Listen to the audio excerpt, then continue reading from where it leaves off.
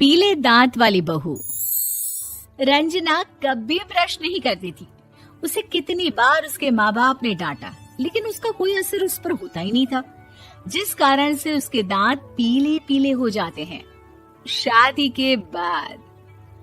अरे बहू, वैसे तो तुझ में कोई कमी नहीं है, पर तेरे दांत इतने पीले कैसे हैं बेटा? कैसे मतलब? कोई सर्जरी थोड़ी ना कराई है। वो तो क्या नाम, मैं ब्रश नहीं करती थी तो पीले हो गए। अब क्या करूं?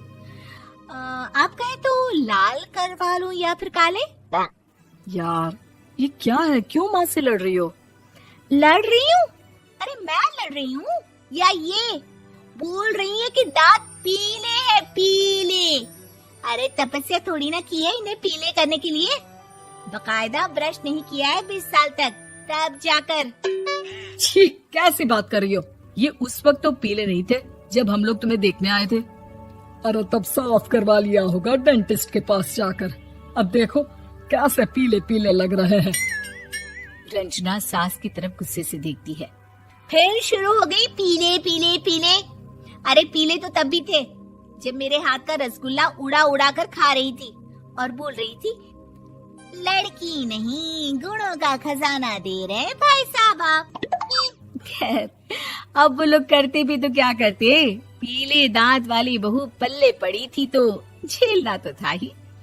एक दिन कीर्तन में रंजना गाना गा रही थी। अरे कमला बहन, माँ का द्वार है, यहाँ तो सब शुद्ध होकर आते हैं, फिर अपनी बहू को ब्रश भी नहीं करवाती तुम।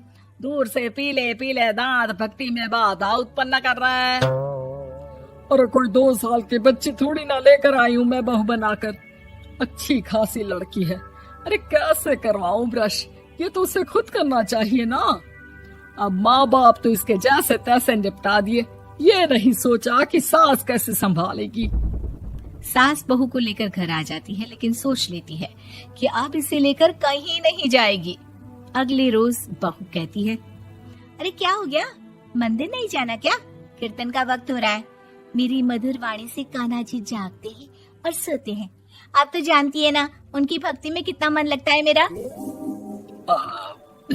वो क्या है ना, तबीयत ठीक नहीं लग रही है मेरी, आराम करूंगी मैं। तबीयत ठीक नहीं लग रही? अभी तो मिथुन के गाने पर नाच रही थी आप, और अब बोल रही है कि तबीयत ठीक नहीं लग रही। अरे भक्ति में मन लगा लो सासू माँ, ऊपर जाना है, क्या मुंह दिखाओगी आप? हाँ? सास को बहू की बात पर गुस्सा आ जाता है। मैं क्या मुंह दिखाऊंगी, इसकी चिंता तो ना कर, समझी?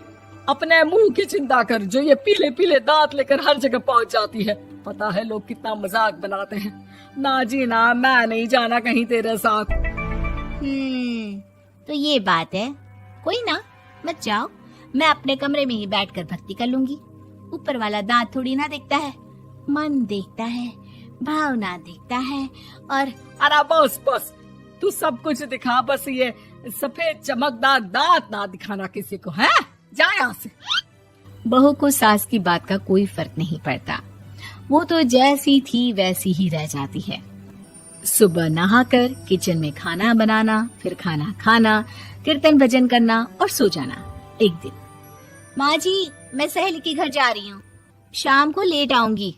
हाँ, तो जाना, मैंने कौन सा तेरी आरती करनी है घर पर बैठकर। रंजना सहेली के घर जाती है, जहाँ वो पार्टी में जाने की तैयारी कर रही होती है। अरे शिखा, कहाँ जाने की तैयारी कर रही है? मैं गलत वक्त पर आ गई क्या? अरे नहीं यार, उल्टा सही वक्त पर आ गया।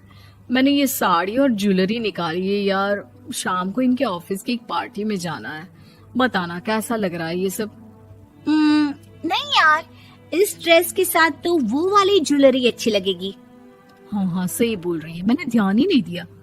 वैसे तो हमेशा से मस्त फैशन सेंस रखती है। तो बड़ा जाती होगी ना पति के साथ पार्टी में।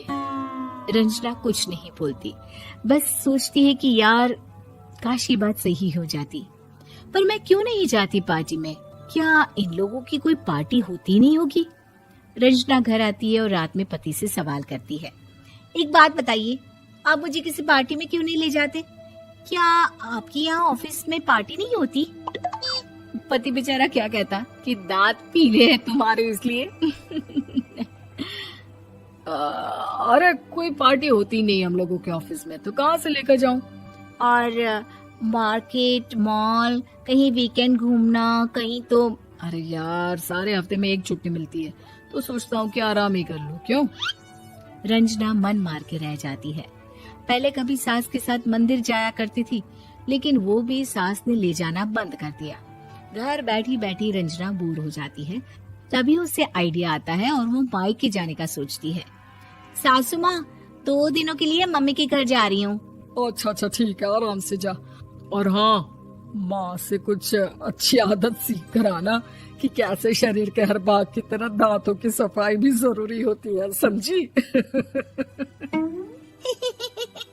शुरू हो गई ना आप। वो लोग आपकी तरह नहीं है कि छोटी छोटी बात का बतंगड़ बना दे। उन लोगों के लिए मैं मायने रखती हूँ, ना कि मेरे पीले पीले दांत। रंजना माँ को बिना बताए उन लोगों को सरप्राइज देती है, लेकिन जैसे ही वो दरवाजे पर पहुंचती है, अंदर देखती है कि घर वाले कहीं जा रहे होते हैं। अब माँ, काश रंजना दीदी के दांतों वाली प्रॉब्लम नहीं होती, तो वो भी हम लोगों के साथ चलती ना बुआ जी की बेटी की शादी में। हाँ बेटा, लेकिन अब उसे कौन समझाए कि उसको उसके पीले दांत नहीं दिखते, लेकिन उसके आसपास के लोगों को कितना एम्बैरेसिंग फील कराते हैं। मुझे तो कितनी बार उसके स्कूल की टीचर ने शिकायत की कि उसके साथ कोई लड़की बैठना भी नहीं चाहती, और ना ही कॉलेज में कोई उससे बात करना चाहता था। लेकिन पता नहीं क्यों उसे ये बात समझ में ही नहीं आती। कोई कमी नहीं है उस लड़की में, बस यही कि दांत पीले हैं। वो तो भला हो जीजा जी और उनकी माँ का, जो दीदी को जैसी है वैसे ही रखा हुआ है। रंजना को अपने घर वालों की बात सुनकर बहुत दुख होता है। वो सोचती है कि वो क्या करे, लेकिन फिर वो सीधा डेंटिस्ट के पास जाती है, अपने दांत चमकाती है और कसम खाती है कि वो रोज ब्रश करेगी। अरे क्या हो गया? तुम तो 2 दिनों के लिए गई थी ना, पर कोई ना, अच्छा है, चलो आ गई तो। रंजना सास के सामने आकर खड़ी हो जाती है और पूरी स्माइल करती है, उसके चमकदार दांतों को दिखाती हुई। हैं? चले मंदिर। माँ, मुझे माफ कर दीजिए, मैंने आप लोगों को बहुत एम्बैरेसिंग फील करवाया। मैं आज से रोज ब्रश करूंगी।